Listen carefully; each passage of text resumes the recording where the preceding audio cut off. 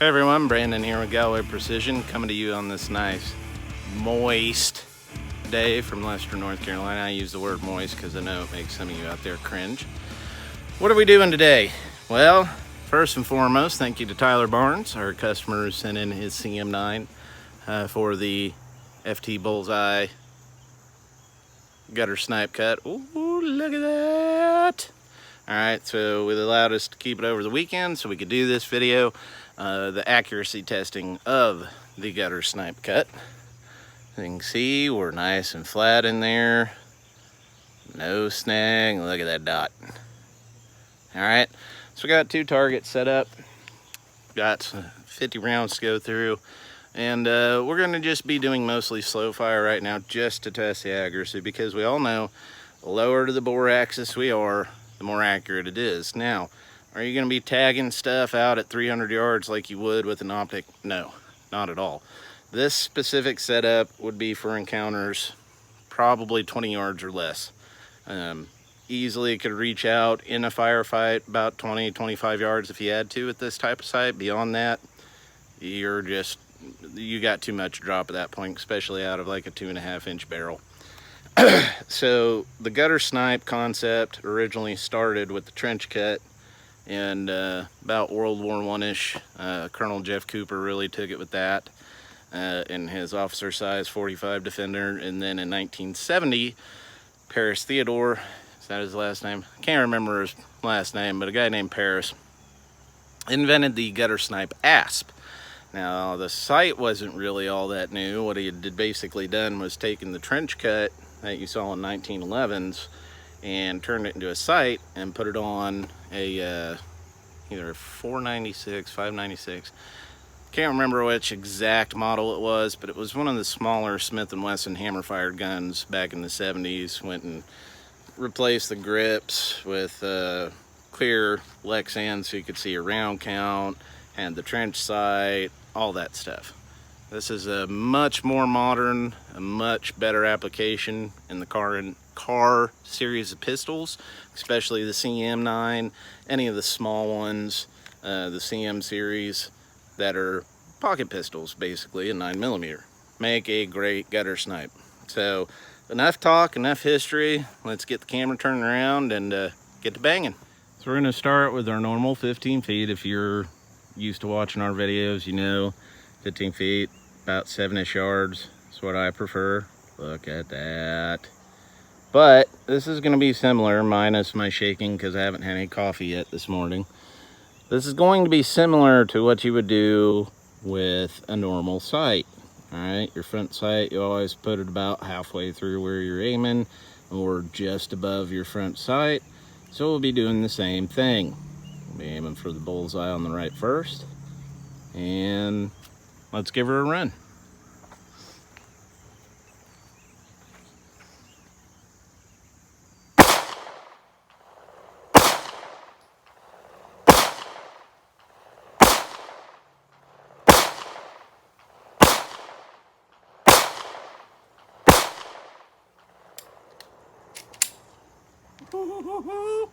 Except for my first 2 there that I always got to get my double action wonkies out of the way. I'm putting the dot right at the bottom of the bullseye. Alright, so this is definitely going to be a good setup. I imagine by the time we get through the last 50 rounds, I've got nice and warmed up. We're going to be real happy with this.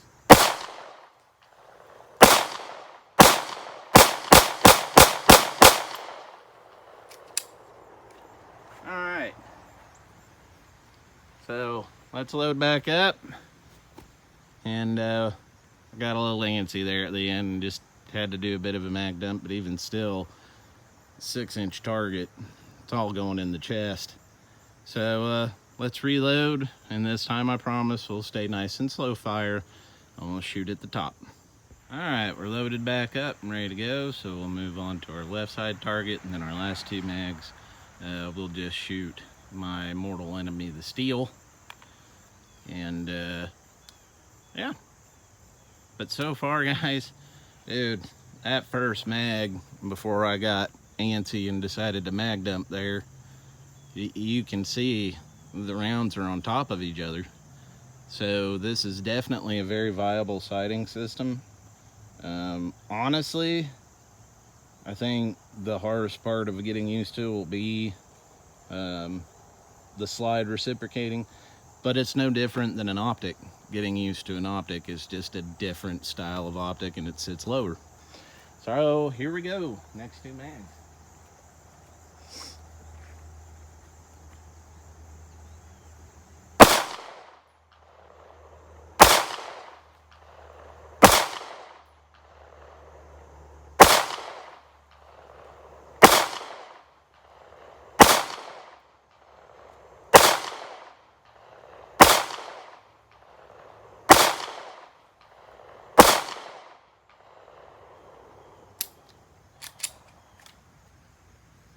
I put the wrong takedown in here. I put the one for the 40 instead of the 9 so it doesn't lock back on the last round. But you can see first 9 round, well 10, because I've got the extension on our 8 rounder. The exception are the 102 I pulled just because of the way I pulled the trigger. Got a nice hole in the center, so let's finish out with our I think it's our 7 rounder. Yep, without the extension on it.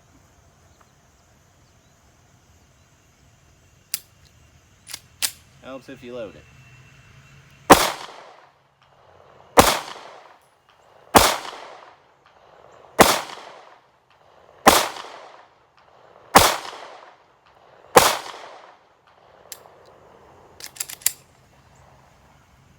So, yeah, really digging it, guys. Really like it. It's nice. It's hard for the camera to focus on it, but I mean, it's nice and bright. Don't mind that little notch you see out of the outer ring. That's from where we re-blackened the aluminum, and I just didn't get a chance to clean up the glass completely. But other than that, guys, I don't know what people are having issues with. People talk about it online like it's horrible. Dude, with it set down in the slide like this is the perfect setup. This little guy right here, this setup on a small handgun, a 9mm or 380 like this, is the go-to defensive setup. I gotta say, this definitely beats putting an optic on one of these unless you're wanting to stretch it out, because it's just boom, boom, boom, boom, boom. All right, so let's load up our last 2 mags, and we'll move on to the steel. So after about 50 rounds, we're on our last 2, our last 9, and our last 7 mag right there. I'm starting to get the hang of it, so I'd say this will be a much less learning curve than it does with red dot. Usually red dot, when I first got into red dot mounted pistols myself, I found about 100 to 150 dry draws to find the dot, and probably about 200 to 300 rounds you start getting to where you're picking it up, and then after about 800 rounds you're usually proficient enough to hit what you're aiming at.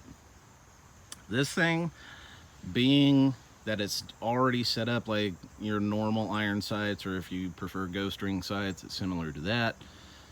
You're already used to front sight, front sight, front sight.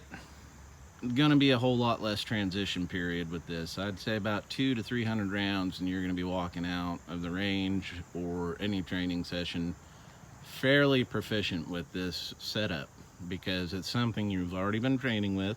You're already used to irons. All that the FT Bullseye has done is put them together, and all we have done is get them as low as possible. All right, so we're gonna put our last 2 mags through it, and that'll wrap up this video. We'll do our normal ending spiel, and we'll get this up on the interwebs for everybody to see. I may actually try to come over here and line this thing up in the camera and shoot it, which is a little harder to pull off than one would imagine, straddling the tripod, but we'll see what happens. But first, let's bang some steel.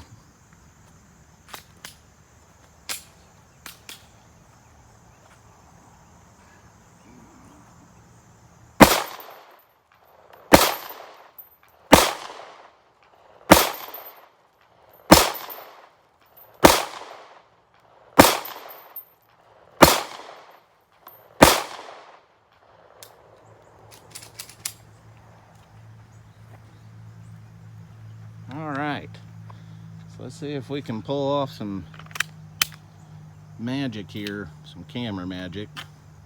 We'll use our right one. How am I gonna pull this off? All right, so you see where we're at. And we actually hit the bullseye. This is harder to do than it looks. Oh, there you go, right there. Hit the bullseye again. Now I'm doing this with my arms flung around the camera. A tripod and everything. So that you guys get the idea. This is how this works. And it works well.